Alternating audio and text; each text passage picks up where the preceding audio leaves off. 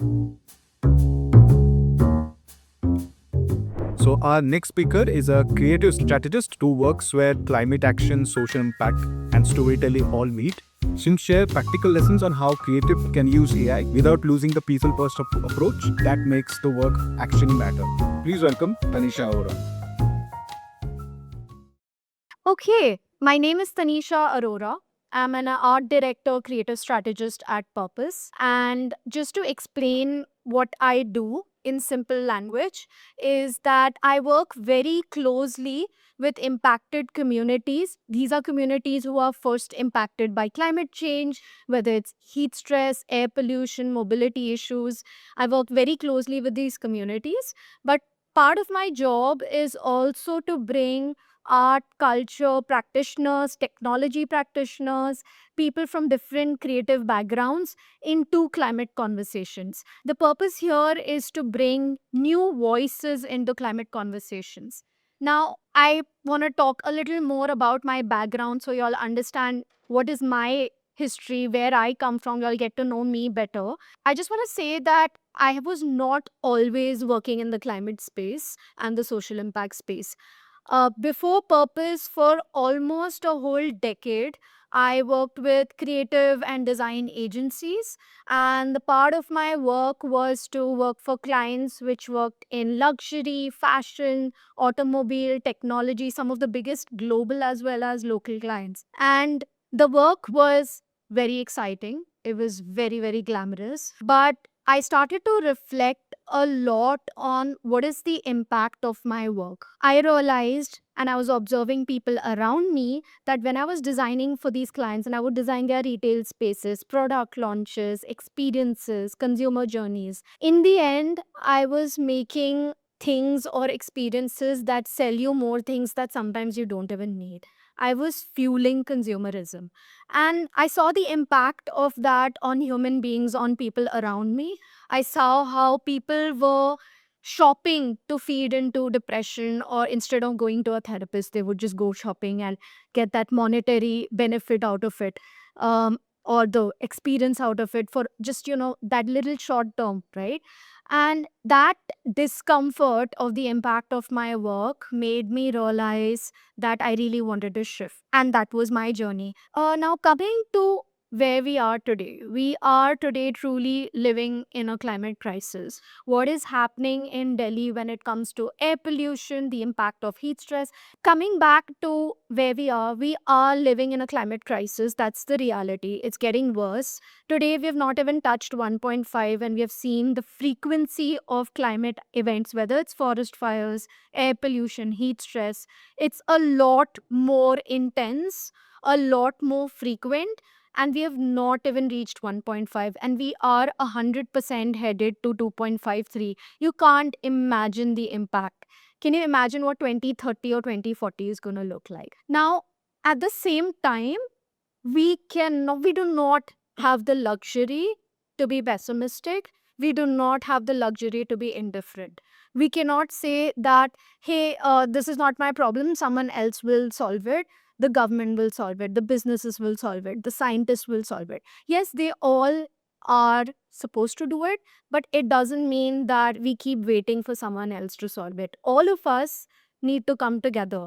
And what's really interesting in today's day and age, we need creators, we need people from technology experts, we need people from art and cultural backgrounds to come forward and work in the space. And that's the reason I shared my story. My background was not in the climate space. I didn't go to schools and study about climate change. I actually went to NIFT, which is National Institute of Fashion Technology, and a bunch of people here are there from the same organization. And it didn't stop me to go into the climate space. It didn't stop me from working in climate solutions or working with communities. And if you are interested to solve the problems that you face today, anyone and everyone can do it. We don't have to wait for someone else to do it. So, this is what Purpose does also, right? We are a global social impact agency, and we are a bunch of very passionate individuals from across the globe. We have strategists, creators,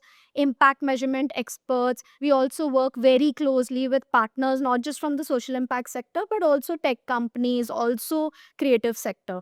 So this is what we do. We all come together and we work on solutions together, whether it is communication solutions or real world solutions. And our presence is across the globe. We have presence in USA, Brazil, UK, Kenya, India, Indonesia, Australia. I myself work in 3 geographies. I work in Indonesia, India, and as well as Africa. And what's really impactful, or what's the beauty of this, is that we're able to work at a global level, but also at a local level, right? So we're working very closely with hyperlocal communities, but we're also working on global projects and are able to work together to work on issues that are not just sensitive to specific geographies but become global issues, right? We are issue agnostic, which means that we don't just work on one specific issue, we work on many different issues. The 6 buckets that we work under is environment and climate, public health. This includes sexual and reproductive health rights in India. We work on mis and disinformation, which is what I'm going to talk a little bit about today as well, and democracy and human rights, equity. This could mean gender equity in law, gender equity in different industries, as well as childhood and youth. Since 2009, this is where we actually started as a global organization. We've been building and supporting movements that create an open, just, habitable world. That's literally our mission statement. And what we believe our biggest superpower is that how we use art, culture, technology, storytelling campaigns to shift narratives and meaningful, lasting change. Over these so many years, we have actually worked on 200 plus campaigns in 25 countries. We have mobilized 15 million people, and 70% of our projects actually work with communities who are most affected. In India, we actually started only 15 years ago. Now, in India, similar to Apple, who started in a garage with 3 people. In India, we started with 4 people from a basement. Unlike Apple, which has a huge campus in Silicon Valley, we do not have that. We are a very small organization still. We have an office in Delhi, Mumbai, Bengaluru. We are 30 people now. And what I'm going to do now is just to give you a bit of an immersion and a sneak peek into the diversity of work that we do, how we leverage art and culture into this space. Hi guys, I'm Inder, and this talk will now turn into more interactive and engaging conversation. So I have some questions for Tanisha. While this was really interesting and insightful, the questions that I'm about to ask are centered around her experience with AI and its impact on 3 C's: creativity, climate, and community. So my first question is Tanisha. So Adobe's 2023 survey found 73% of creatives believe AI helps with speed, but only 31% think it boosts creativity. It's a 2-year long survey. 70% people believe that creatives believe it helps in speeding the process, but 30% believe in that it boosts creativity. So for you, where does AI genuinely expand human creativity versus becoming a crutch? So answering this question, and before I do that, I want to share something. I recently had a conversation with my friend who's a design evangelist at Apple, and I was talking to him about what does it mean in terms of its impact on the creative sector, because I have my own observations, but it's very interesting to hear what others feel about it, especially in the tech sector. And he explained it to me very beautifully, and I thought I should share that.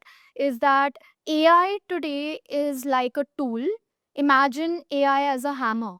If you give the hammer to someone who's extremely destructive or violent, what is that person gonna do? They're gonna break things. If you give the hammer to a carpenter, they're gonna probably put some nails on the wall.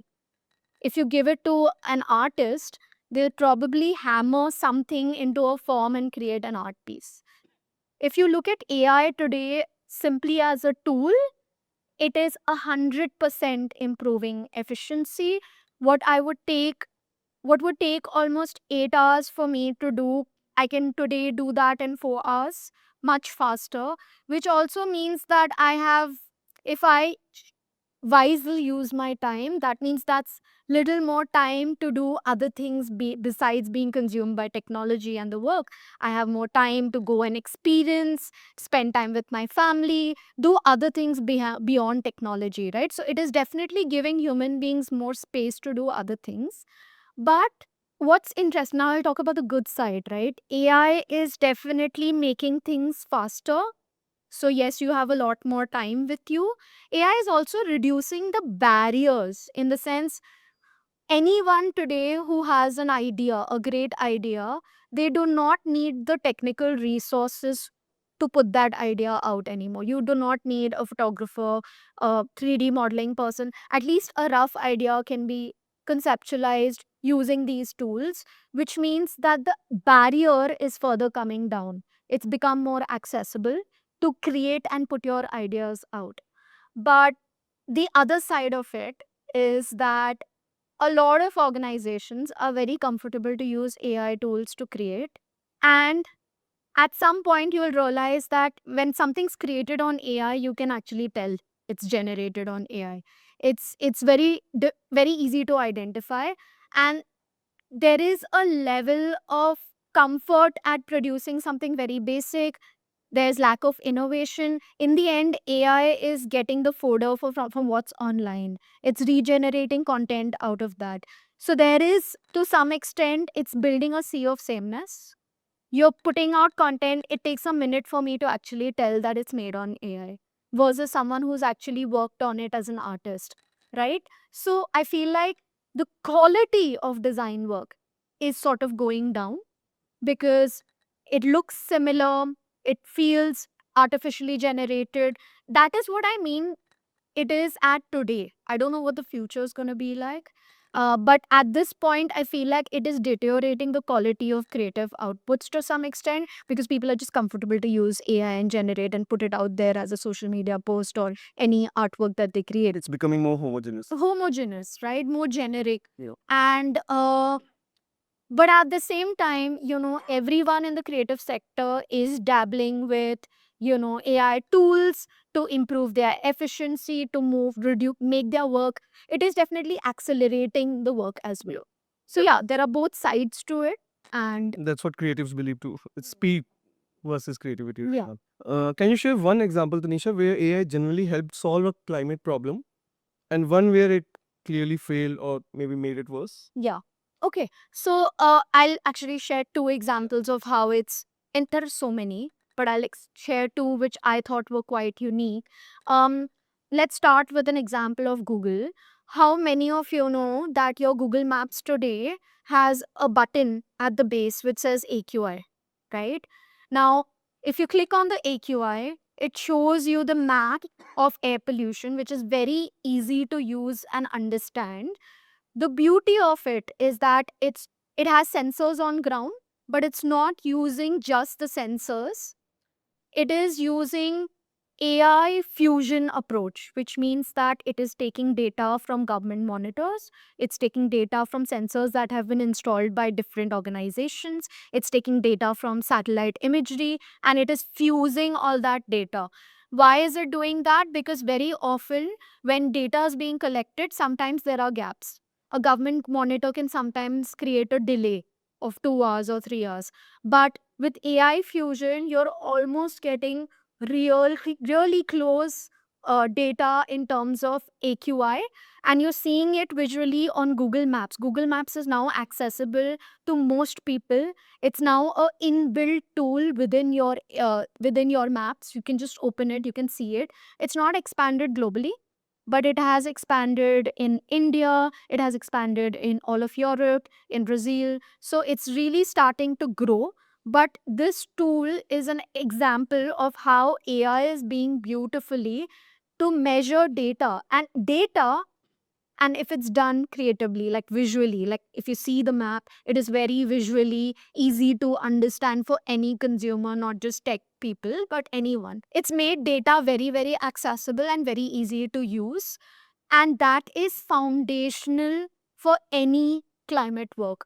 You need to have data to prove that there's a need to shift or change anything. That becomes a conversation starter in most cases. So that's one example. And the second one, maybe I'll share later, but AI is also today being used very beautifully to measure in terms of, again, through sensors and other things, where they are using AI to detect forest fires before it actually even happen, to predict cyclones, to predict storms. Even for example, earthquakes, AI can now tell you 5 minutes earlier that this is going to happen. That 5 minutes can be life saving, right? So there's a lot of innovation happening where AI is being deployed for climate solutions in a beautiful way. And now coming to your second part of the question, which is how is Yeah. AI, impacting negatively, Neg- for example, right? So I'll give you an example of misinformation. We started a campaign with United Nations in 2020, which was called Verified. Verified was started with the objective that we need to make sure that we counter the misinformation on COVID-19, because there was a lot of, just with the existence of social media, there was a lot of misinformation going around. It had very negative impacts. And we started Verified with the hope that we can counter misinformation. We can get people to pause and reflect where they're getting their information from, how they can verify that information. But also, the part of that project was to make sure that life saving information is reaching very diverse communities across the world. Very often, WHO guidelines were in English. How do you make that accessible to people who speak only Hindi or Marathi or different languages? How do you make it engaging? How do you make it interesting? And how do you make it verified? So, it Verified campaign started with that. Today, COVID-19 is not a crucial topic anymore. So, but the campaign has pivoted to tackle misinformation in general about climate. Now, even if you see today at COP30, the biggest conversation was that this year it is about COP of Truth. It's one of the biggest climate conferences which is led by UN. It's COP30 because 30 conferences have happened.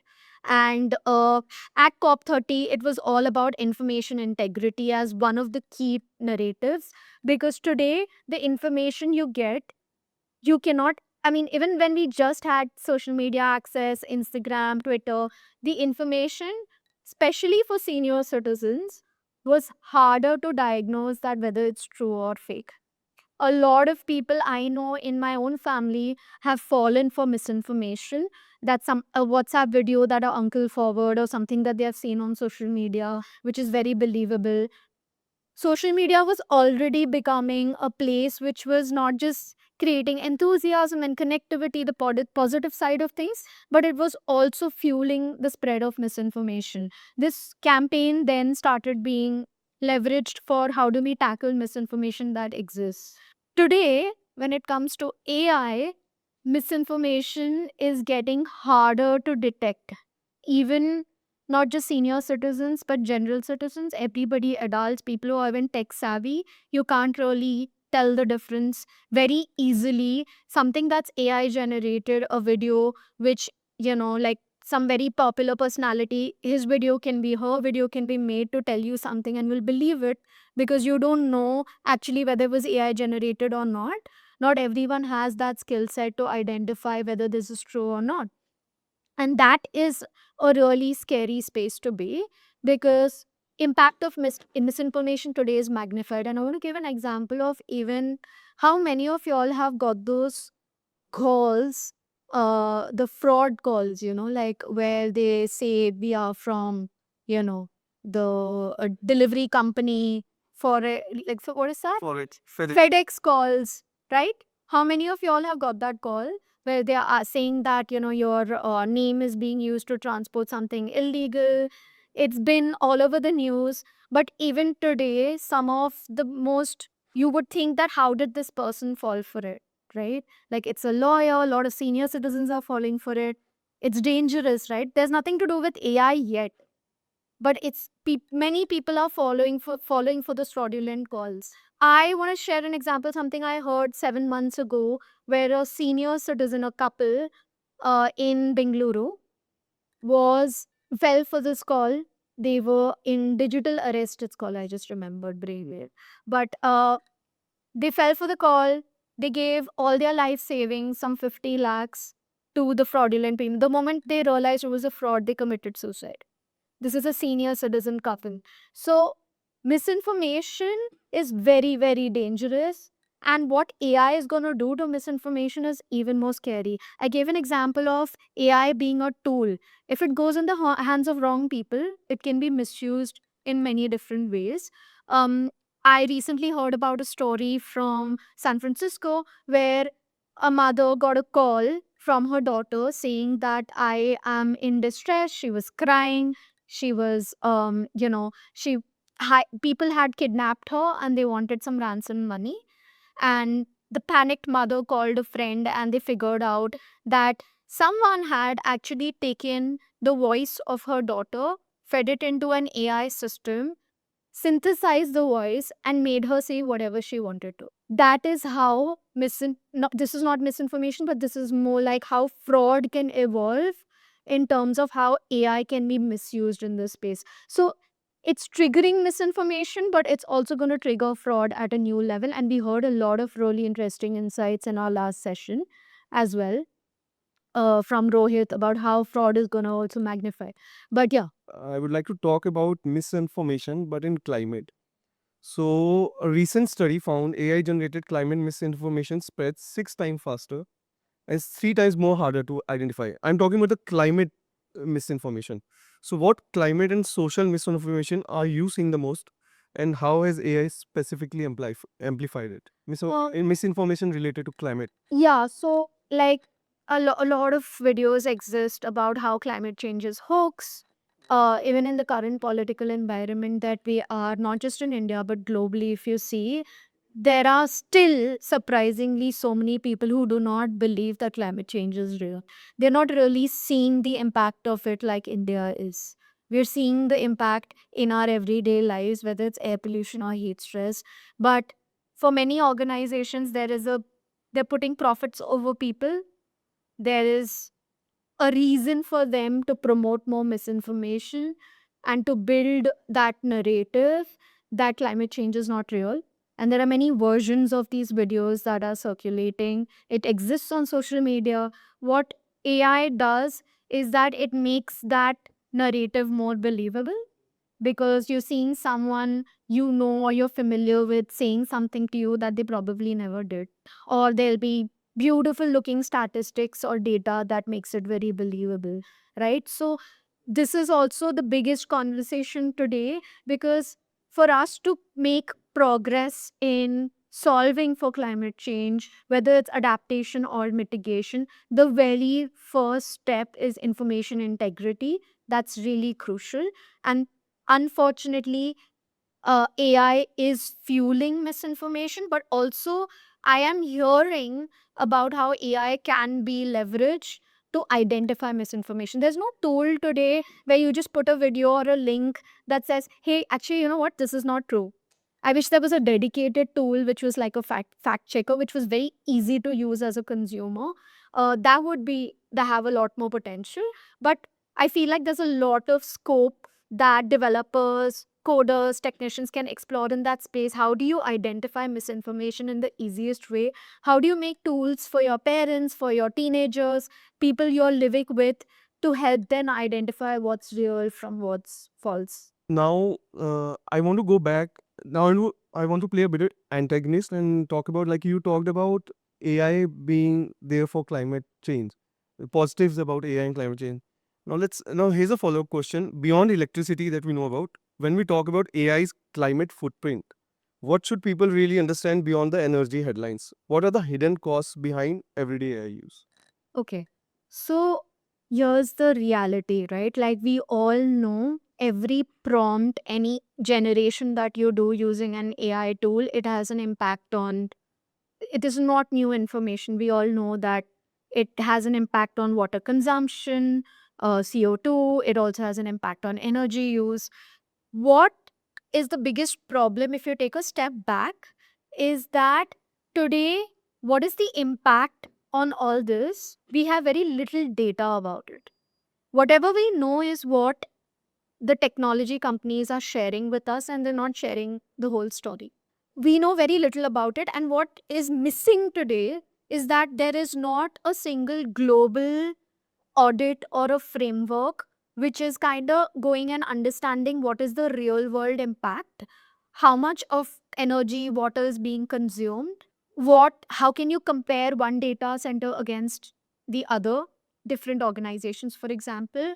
And without this data there will be lack of knowledge and there'll be lack of action. First you need to understand what's the impact of it in numbers, and there is no global framework, there's no global organization that's sitting and auditing it, understanding the impact, comparing it, right, and putting any guidelines for data centers.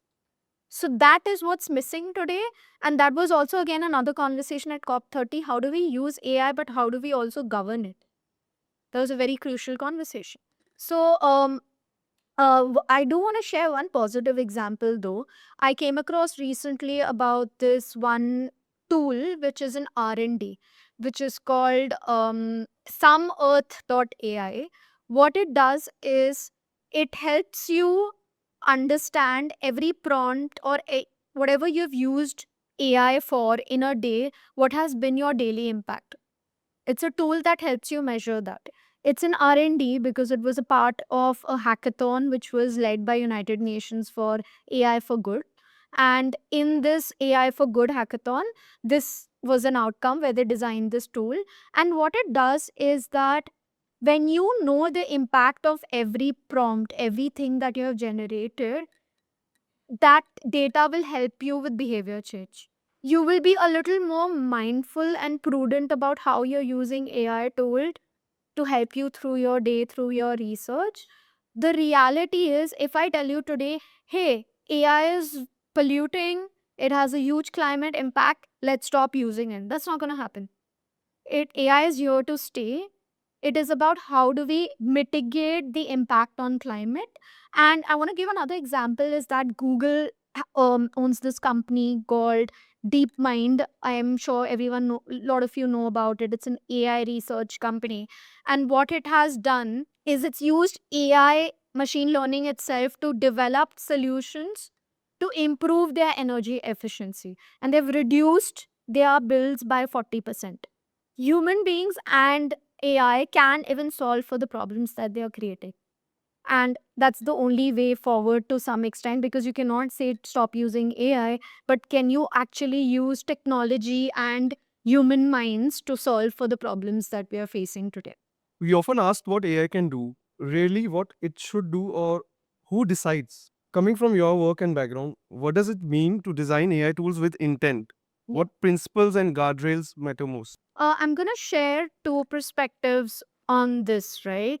Coming to the, I'm going to share two things. One is this is something that our organization at like Purpose we follow as users, right? And I'm sure that in this room there are not just developers, we also have people who are using these apps. And from a user's perspective, and a lot of insights were shared by Rohit in the past, what you share is so important, right?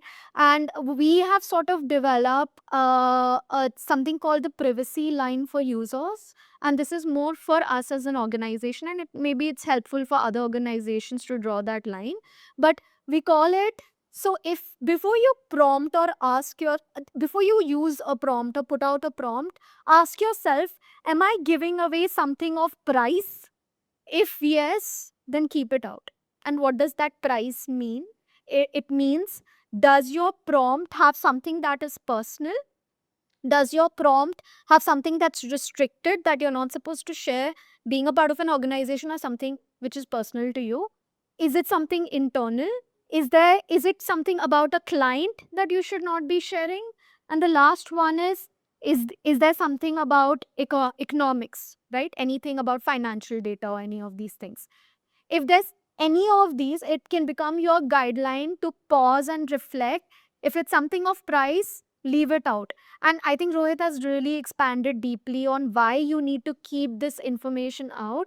Because if you don't put it out into these large models, tomorrow you're safeguarding yourself from blackmails, you're safeguarding yourself from all kind of attacks. Just don't put it out there. There are always ways to put out a prompt which protects your privacy, protects the client privacy. protects crucial data that should not be out there. You can always ask questions and prompts, and how you design your prompt really matters.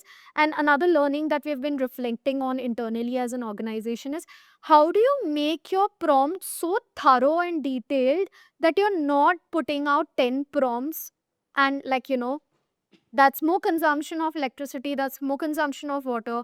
How do you reduce your carbon footprint by putting a very holistic prompt? And we do a lot of these internal exercises on how do you design your prompts. And yes, like, AI is definitely helping us a lot in terms of consolidating key research before we even start a project. So it's not like we don't use it, it's not like we are against it, we're using it, but we are using it very, very carefully, and that's really important for organizations across. Coming to the second point, which will be maybe more relevant for developers and engineers, which is, how do you design AI with intent? And maybe these are like 5 principles that I'm trying to borrow from our own work that we sometimes deploy. But to be very honest, you can come up with your own principles and guidelines. It's your organization, you understand the products better, you can design your own principles. But maybe this is a starting point. How can you design with purpose and not technology? Every time you're designing something using developing an AI tool, can you ask a few specific questions, such as, what human problem will this AI system solve? Who is it for? And what unmet need are we actually addressing? Is AI genuinely the right solution for this problem? Or are we just choosing technology for the technology's sake? Think about what is the purpose of your particular product.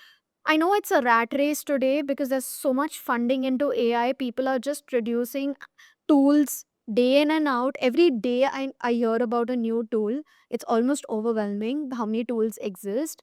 But like, you really have to put a lot of thought behind everything. Like, there, it should be really solving a real human need, and it should be done for good reason, right? The second one is, improve lives, reduce harm. Every time you're making an AI tool or an algorithm or anything that is using that particular technology, do a risk mapping during the design phase. Evaluate the harm on users and how you can mitigate those harms. Define the mitigation strategies early on, and is there a way you can build it into the design, right? The last one is something that we personally follow a lot, which is, nothing without us for us. And what that means is, who is included in decisions about design, data, and deployment of AI tools, and who is missing? How will affected communities participate in shaping the requirements and the guardrails? It means that when you're designing something for users, or I would say workers, and when I say workers, I mean anyone and everyone who's in the workforce who will benefit from that AI tool, it will be extremely essential to include them in the design process. It's very important to get their point of view into this. So it's very important to design with them, right? And that's a principle that's gone a long way for us. We've seen in our own work, not just for AI tools, but anything that we develop, when we're including the community, the output is a lot more stronger, it's a lot more effective, and it resonates with the larger audiences. Last 2 points is, make transparency and privacy the default. What information do users need to trust and safely use this AI? How is data collected, stored, and protected? What choices and controls should users have? The truth is, we personally even have a blacklist of AI tools that we don't use because there's no transparency. We actually have a list of tools that we are okay to use, and list of tools that we use with caution, and list of tools we don't use because, and I'm not going to name them right now, but there are a lot of tools you have no idea where the data is being stored, how it's being used, how it's going to be used in the future to train future models, and how is it going to affect you later. It could be sold later. So we really like defining, and as a coder and a designer, you should keep that in mind, that there will be audits that will come in the future. Companies will adopt these things. So you need to make transparency a default, and you need to make privacy a default. Last one is, build guardrails, constraints, and accountability. What guardrails keep the system within its intended use, and what constraints should be deliberately built in? I feel like we all understand this because many examples were shared by Rohit also, that the tool was designed for something else, but it was able to give you something else. So really about defining those guardrails within the design phase itself will really help you build that trust with users in the end. See, East and West have very strikingly different AI narratives rooted. It's rooted in their culture, politics, community. What are the dominant AI narratives right now, and which one needs to shift most urgent? So, Purpose in London did a bit of a research study on what are the dominant narratives today on AI. And that's really important, right? The stories we tell on AI are very important. What we think, what we feel about AI, what we believe really depends on the stories that we are reading and listening, whether it's through media, whether it's through social media. The stories we tell are fundamental for any social change that we also want to do. And AI team in Purpose, what they did is we did 50 interviews with tech experts, with NGOs, CSOs, worker unions, philanthropies to and also like research the existing literature that exists on AI narratives. And what we identified that there were currently 4 dominant narratives, and how do that actually affect workers today, right? Quickly run through this. The very first narrative we noticed was AI will make you more productive and efficient. This is under the assumption that businesses will be less competitive if we do not implement AI. So everyone's like, okay, like let's use AI for this tool solving this. But what that does actually is that it's keeping workers, and workers can be all of us, people in the workforce, it's keeping workers are not involved in the decisions on AI at work. What tools are being deployed at workplace, we don't really have a say in that. So it's leaving them out. The second dominant narrative is AI is very complex. Supporting assumption under this is that AI is too complicated to understand. Tech companies are needed to deploy it. Well, how does that impact the workers? It makes them believe that workers' point of view will not be a value add when it's being designed.